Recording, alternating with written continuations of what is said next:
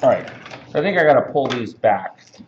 So we've had this ongoing sort of process where you're taking the original strips, right, which yielded that form right there, and you're trying to transform that form into a more dynamic element by elongating these pieces and including a tapering form and including these sort of acute and obtuse angles.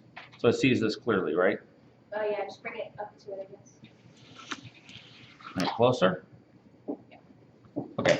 So the next step in that, so you guys are going to, essentially you're going to do all 6 of these. You're going to create new versions of it that have that dynamic jet airplane wing sort of character, right? So the next iteration in that is to create one where we start with a wider form and we literally sculpt away from it in order to create what we're doing. So this one, right, this right here, folded up, is essentially a widened version of this. It's the same form, it's just wider, okay? But the idea with this one is that you can kind of hold it here and you can begin to kind of create those sort of sharp, jagged angles and end up with an object that looks like that by just subtracting from the form. Okay?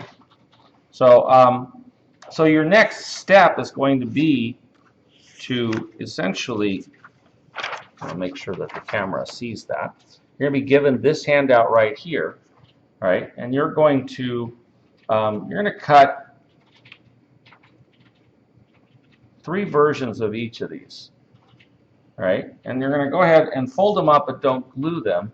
And then what I want you guys to do is to sculpt these things into a more dynamic form. Okay? So let me go ahead and hand these out to you guys. You guys can take these. You guys can switch off to that. Pass that around. Is there any questions about how you might do that? Does this help in showing you kind of the example of what happened to one? And one of the key things about this is to think of it not in flattened form like this, but to kind of hold it like this and try to think about how it might turn into a shape as a 3-dimensional object. How do I sculpt away from it as a 3D object to kind of get it to look right? And in many cases, you're going to have to take the shape that you're seeing here and you're going to have to transfer it to the other side. So, for example,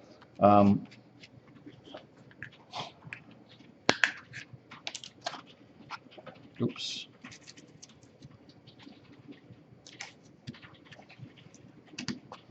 So that one has no markings on that side, but if I turn this over,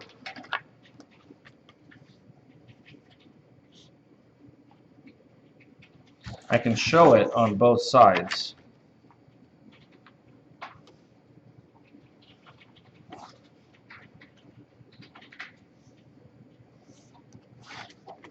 So what you see there, you see on the back side.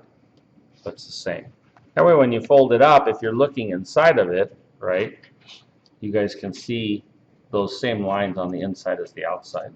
And the logical thing is for the next one to kind of show where the floor level is going to be in relation to the roof. And so if I continue that, I would take and poke through here.